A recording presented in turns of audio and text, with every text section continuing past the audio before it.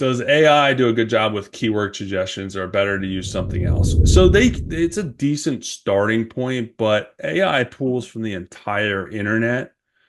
So it could give you some keywords that maybe aren't as relevant as some other keywords that are more relevant. So that's why I would recommend using a keyword tool. Alura has a free version, E-Rank has a free version to kind of get you started to see, what are the better keywords and just give you some data behind it. Because I don't think AI can pull specific data. It may be able to. I haven't actually tested this because I don't use it for keywords. As far as like search volume, it may be able to do search volume for Google, and for stuff outside of Etsy. But that's really what you want. You want to be able to see search volume, and that's how that really dictates the keywords that you want to use in your listings and in your descriptions and everywhere. Is like, okay, how much search volume is this getting and how relevant is this keyword to what I'm selling? Because you want to use the most relevant, highest search terms in your listings, and more than one. There's going to be there's 120 characters for your title, so that's usually at least 10 keywords around there. And then there's 13 tag spots, so you can fit 13 keywords in there as well.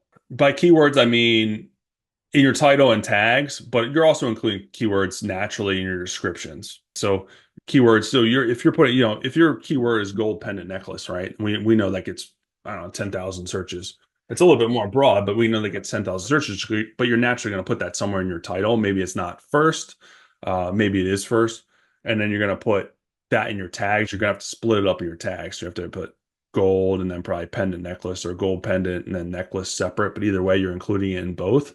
But then in your description, you're going to put it naturally, like, this is a beautifully crafted gold pendant necklace that's perfect for a night out on the town, with your hubby or something like that. It was naturally occurring. You know what I mean? Those keywords in your description, that's how you should write it. And you're going to do that. You're going to fill out your description with those naturally occurring keywords and use them in different ways that are written for humans. But yeah, that's where keyword research is important, and you want to use the higher traffic keywords. Because if you're using keywords that they're getting 100, 100, it may look like it's a good keyword and they're getting 100 visits a month.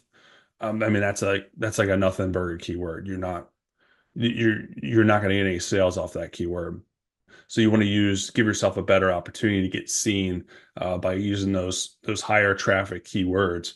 And the other thing that people look at too in regard to that is competition. I don't worry as much about competition. I mean, you're going to have the higher value keywords, you're going to have more competition, but that usually just means that there's more buyers in that pool.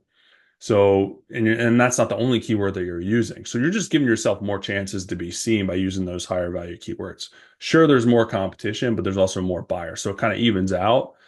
So it's just your job to learn what the best keywords are and just focus on using those in your listings, and then see, pay attention. Okay, this keyword's bringing in traffic. These keywords are not bringing in traffic, so I'm not going to use those anymore, even if they are highly valued or highly searched. Maybe you want to stop using certain keywords, but you always want to make sure that you're using keywords that are applicable to what you're selling. Because a lot of people try to use like trending keywords that have no earthly relation to what they're selling.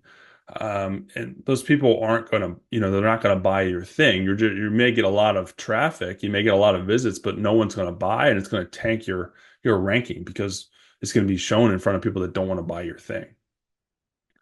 So that's how I would approach it. But yeah, if you can definitely use AI to get an idea. AI is great. There's certain aspects that AI is really good for.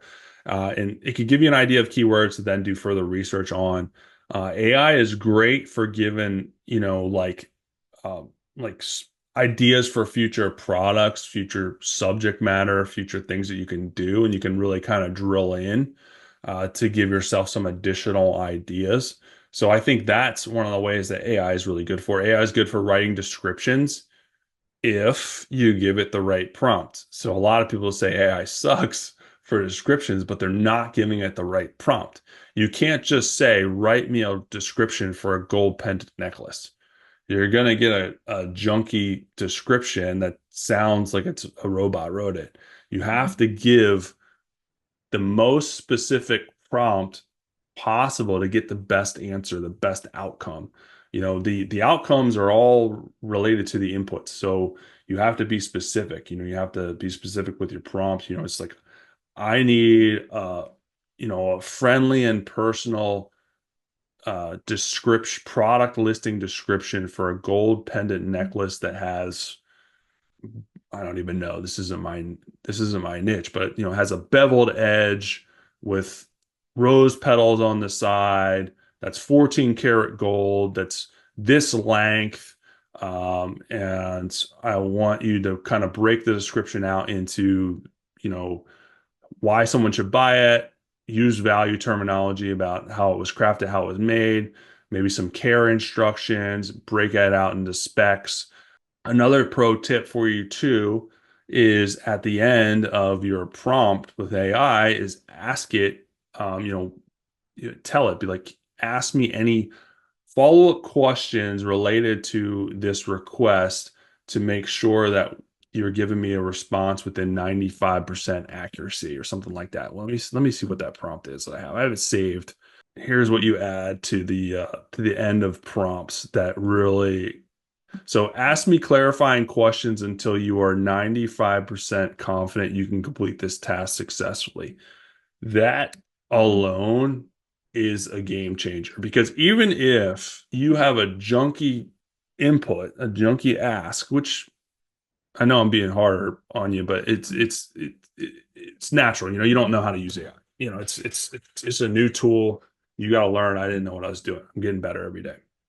But even if you have a basic ask, if you put that on the end, it's going to ask you questions to make it a lot better, which is cool. And that you can use that for literally anything. So it'll usually ask you like five or so follow-up questions, and you just ask it, and it'll really blow your mind with the response that you get.